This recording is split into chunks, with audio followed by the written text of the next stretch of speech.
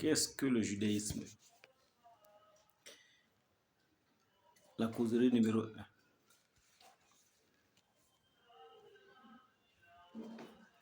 Il est dit dans le Kiddush. Pour remarquer quelque chose, il faut écouter quelque chose qui est remarquable, qui frappe l'âme de toute âme, de tout être, pardon.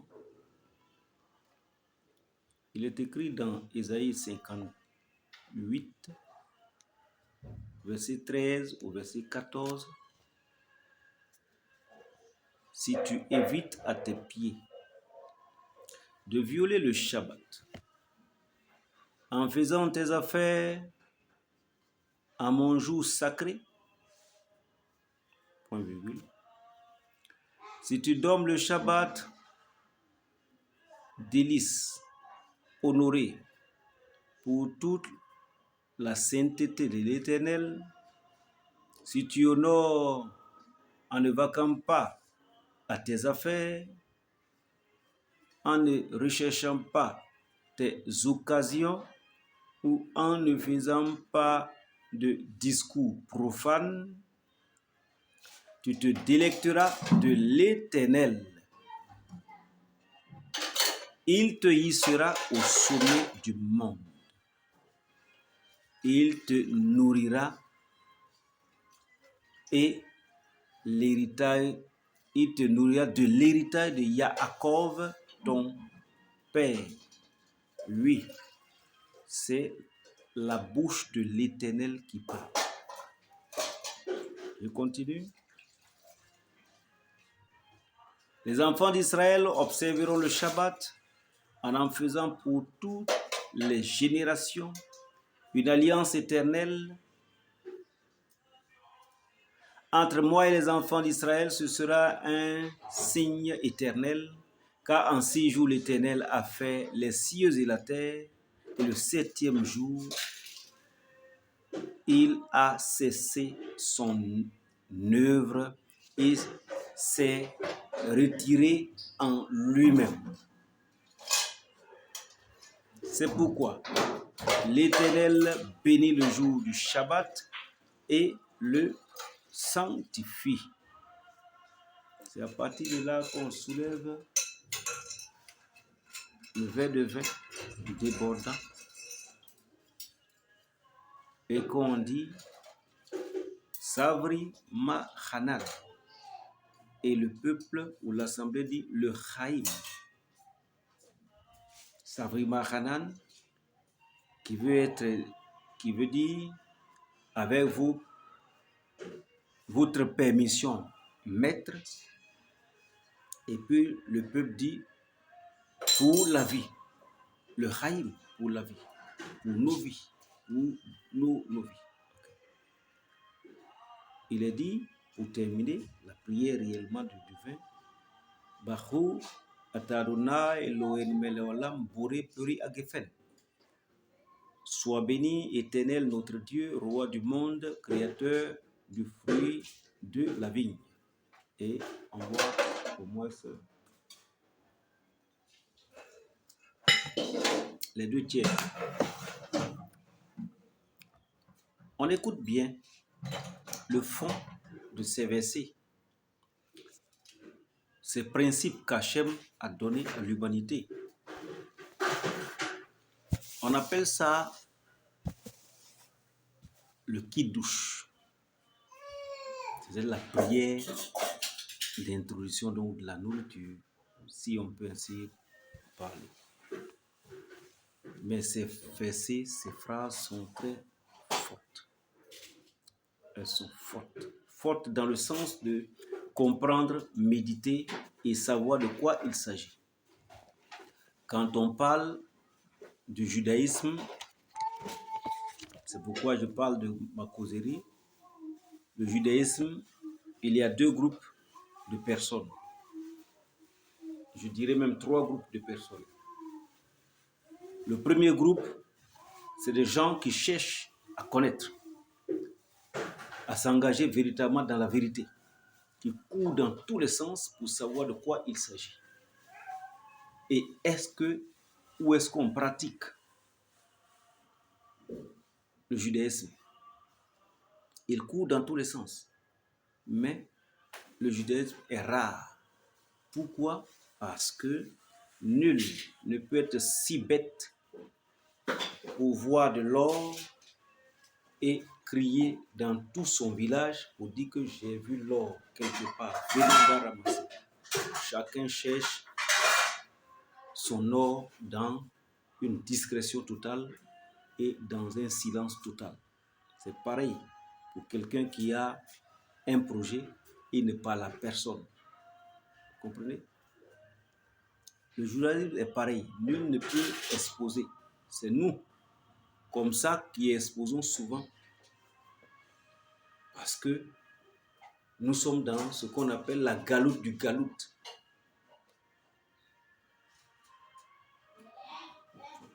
C'est-à-dire dans l'exil. Nous sommes exilés et donc la vérité passe, mais on cherche à capter, mais il y a d'autres qui ne savent même pas de quoi il s'agit. Et c'est pourquoi cette toute petite causerie. Je voulais que on comprenne les choses. Et ce que moi j'ajoute,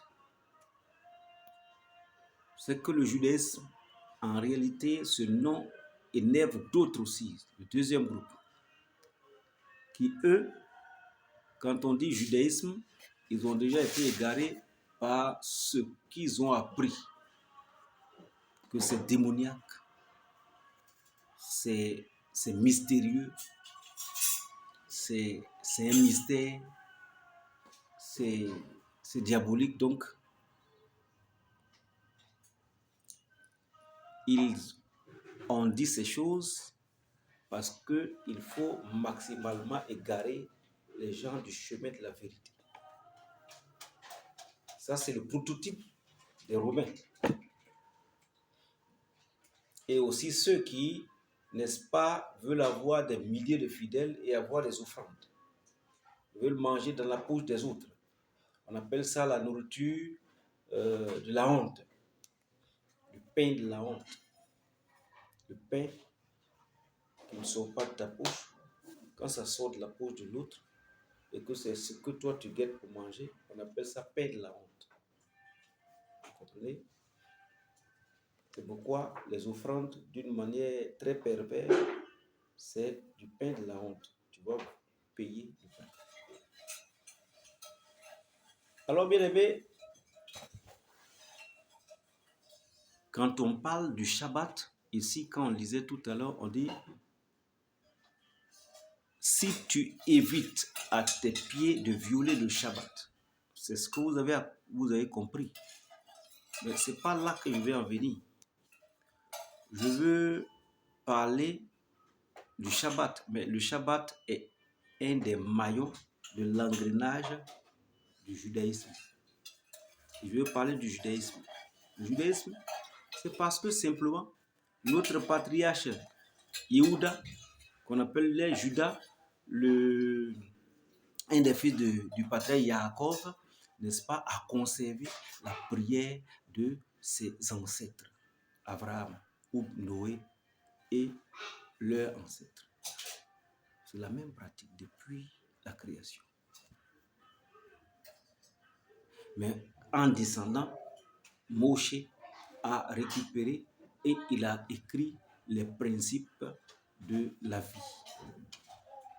Donc les principes que les Abraham pratiquaient au départ, arrivé en bas ici, alors ça a été écrit. On va appeler ça Torah, écrite. Il est monté dans la montagne et il a pris les deux livres, les deux pierres, les deux tables de pierre. Ces deux tables de pierre-là représentent un diplôme pour Moïse. Ces deux tables de pierre-là ne sont rien d'autre que la représentation physique de ce que notre patriarche Moshe avait déjà appris au mont Sinaï. Il est descendu pour démontrer qu'il a au moins marqués. Les 613 commandements ont été ramifiés en 10 commandements, où on parle de 10 paroles. Mais c'est les règles de la vie. Hachem, il donne la vie à l'être humain et il dit, voici ma terre, voici les plantes, voici ceci, comment il faut gérer, comment il faut vivre, comment il faut, n'est-ce pas, te tenir avec tes frères, tes soeurs, te tenir avec ta femme, te tenir avec ceci. C'est des règles de jeu. Il faut le savoir. Alors, le deuxième groupe, qui savent que les prières sont fortes et puissantes, les prières prennent assez de temps, et puis il faut entrer en soi-même, te dépouiller. La prière va te guérir parce qu'il faut te remettre en état. Les prières sont comme des médicaments, n'est-ce pas? Où il faut te repentir, il faut atteindre un certain niveau avant de te mettre dans la chaise. Vous voyez?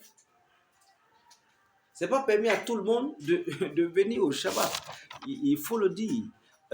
Quand on rentre dans la prière, la fin des prières, quand on rentre dans la fin des prières, vous allez voir, je vais dire cette phrase-là, qui est une partie des prières qu'on appelle Allez-nous le Shabbat. Allez-nous le Shabbat. Il nous appartient de louer le maître de tous, de magnifier le créateur du monde, qui ne nous a pas fait semblables aux nations des autres pays, ni semblables aux familles de la terre. Il ne nous a pas attribué le même sort, et notre dessein n'est pas celui de leur foule. Comprenez? Pour dire que c'est une nation mise à part. On peut pas. On dit quelque part là, l'incirconcis ne peut s'asseoir au Shabbat. Vous savez, l'incirconcis, une personne qui n'a pas vraiment la taille spirituelle nécessaire ou bien la taille de l'âme nécessaire ne peut s'asseoir à un Shabbat. C'est pourquoi en fait, tu vois, pour ceux qui pratiquent, n'est-ce pas, le judaïsme, c'est difficile pour beaucoup. Parce que une prière, ou prenons simplement le Shabbat, le petit Shabbat, prenons seulement le jour de samedi. Tu commences ta prière à 8 heures, la première partie, tu termines à 13 heures, en faisant déjà le kidouche et tout ce qui concorde. Et à 16 heures, tu reprends encore la prière, tu restes à la même place, tu ne bouges pas. Et à 18 heures, tu reprends encore. Et la nuit, avant de dormir sur ton lit, tu dois faire ta prière. Ce n'est pas un jeu d'enfant. Ce n'est pas une comédie. Alors, bien aimé, je ne voulais pas assez aller loin, mais dire que la Torah, lire la Torah dans sa profondeur, pour ceux qui pratiquent déjà le Shabbat, qui pratiquent, n'est-ce pas, le judaïsme, parce que le judaïsme, c'est une vie. Le judaïsme, c'est une vie, ce n'est pas une religion. C'est la manière de vivre, c'est une manière de vivre. Et c'est la manière qu'Hachem a demandé, n'est-ce pas, à l'humanité, surtout à ses enfants, de vivre. On ne vit pas dans le hasard. On ne vit pas dans le hasard. Ce monsieur-là qui a inventé la montre qui tourne sur nos mains, ce monsieur-là qui a inventé la montre, il sait pourquoi il a inventé. Et je dis comme ça, quand je rentre dans la Torah pour les études, je vois. Vous voyez la montre? Les aiguilles tournent dans le même sens que le soleil qui tourne, qui quitte, n'est-ce pas, l'est et qui va à l'ouest. Quand tu regardes le sens, ça va de la gauche vers la droite. Et ça tourne. De gauche vers la droite. Ça tourne. pas le hasard. C'est comme ça la vie fonctionne. Je veux ouvrir ce van de compréhension que vous devez avoir. Vous voyez, les choses, la prière n'est pas dans le hasard. Laissons la prière de côté. Mais prenons la vie et surtout prenons le temps. Vous voyez que chaque matin, il y a des heures données où le soleil se lève, le soleil se couche. Et au soleil levant, l'heure qui est marquée au couchant du soleil, l'heure qui est marquée, vous voyez qu'il y a des heures qui sont... Et la nuit, il y a des heures qui bouclent. Les prières ont des heures. Et il faut prier chaque jour qu'Hachem a créé. Il faut prier dimanche, lundi, mardi, mercredi, jeudi, vendredi, samedi. Et on commence. C'est la routine. C'est la routine.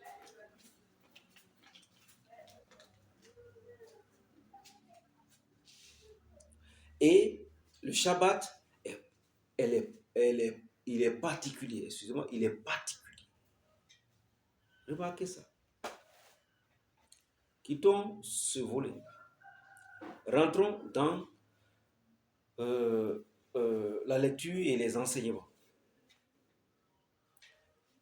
La Torah est divisée en 52 parties.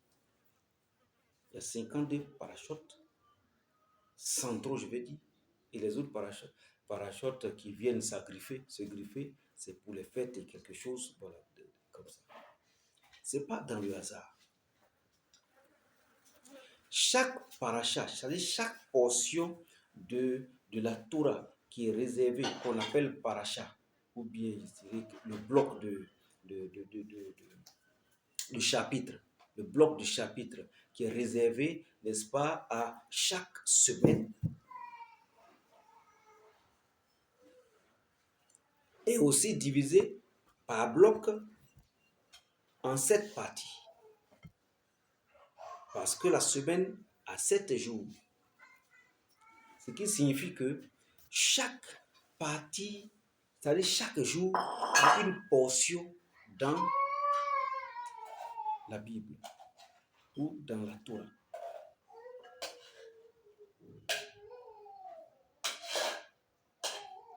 Or, c'est chaque portion du jour qui peut t'ouvrir l'esprit sur ce jour-là, c'est quoi? Et qu'est-ce qui va se passer? Et qu'est-ce qui s'était passé? Un enfant qui est né ce type de jour-là, un enfant qui naît dimanche ou bien lundi, on sait qui il est, qu'est-ce qu'il va faire, quels seront les dégâts qu'il va provoquer et quels seront les bienfaits qu'il va provoquer. C'est pas caché. On n'a pas besoin de prophétie pour ça. Le Créateur avait déjà tout prévu. Mais ce n'est pas l'ignorance. Ce n'est pas manque de connaissances, manque de recherche, la paresse. Les autres sont venus brouiller la tête de ceux qui étaient éloignés de cette réalité pour ne pas qu'ils rentrent dans une bénédiction, je dirais, pour ne pas qu'ils rentrent dans la connaissance. Moi, j'appelle la connaissance, c'est la bénédiction. Et quand tu sais faire.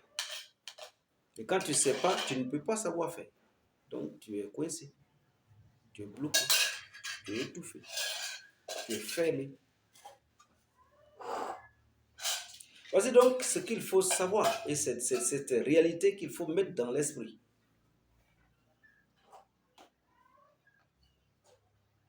Alors, 52 parties.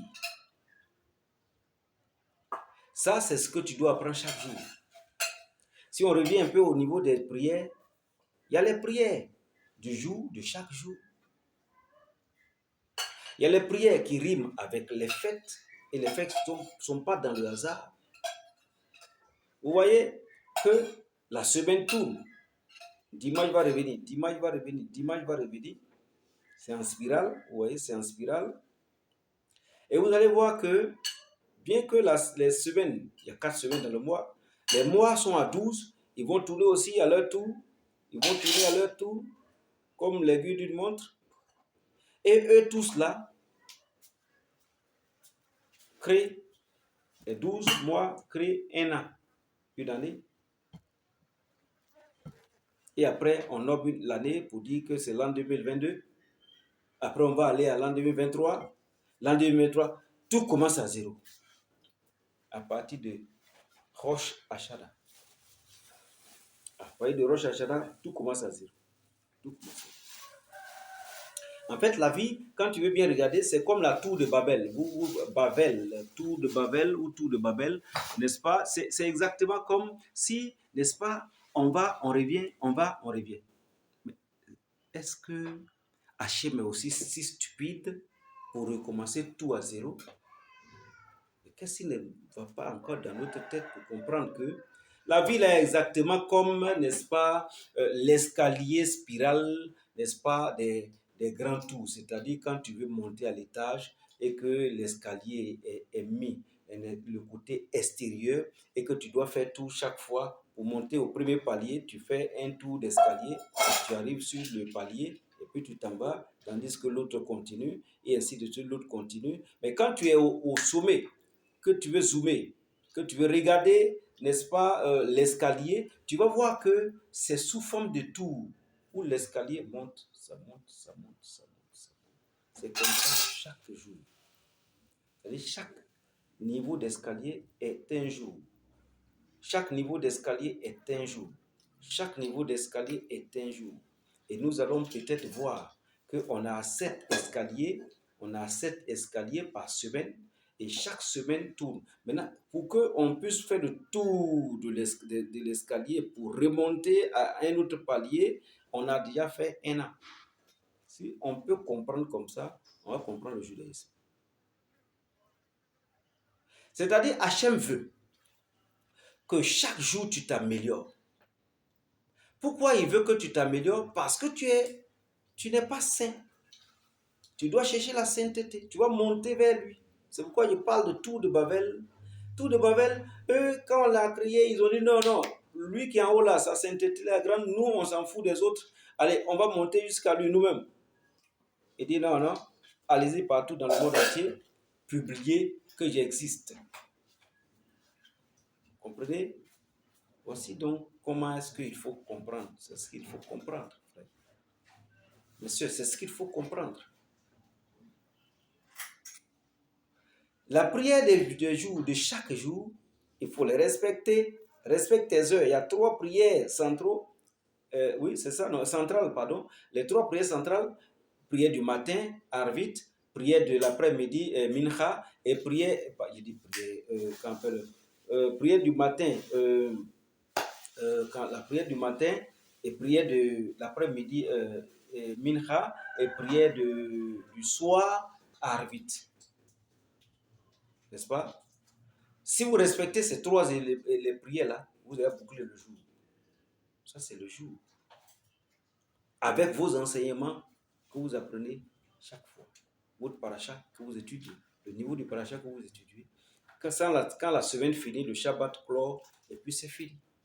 Et chaque jour, vous allez monter comme ça, vous montez, vous faites 7 pas, et puis maintenant, après les 7 pas, vous allez encore, vous finissez par faire 4 fois 7, vous êtes dans un mois. C'est comme ça, les études de la Torah. Les études, il faut être élevé toujours. Parce qu'Hachem sait que tu dois te parfaire chaque jour. Nul n'est juste. C'est pourquoi il dit nul n'est juste. Et c'est pourquoi il ne veut pas qu'on se confie, l'homme se confie à l'homme. L'être humain se confie à son semblable être humain. C'est un bluff. Il dit que c'est un péché et c'est un crime. Alors, je vais mettre fin à ce niveau. J'ai déjà débordé le temps. Il faut qu'on comprenne cela, bien aimé. Et le prochain cours, on continuera toujours où on a laissé l'enseignement. Et on va avancer pour que nous, qui sommes nouveaux, on comprenne de quoi il s'agit. Et on essaie de s'apprêter pour avancer. Mahou.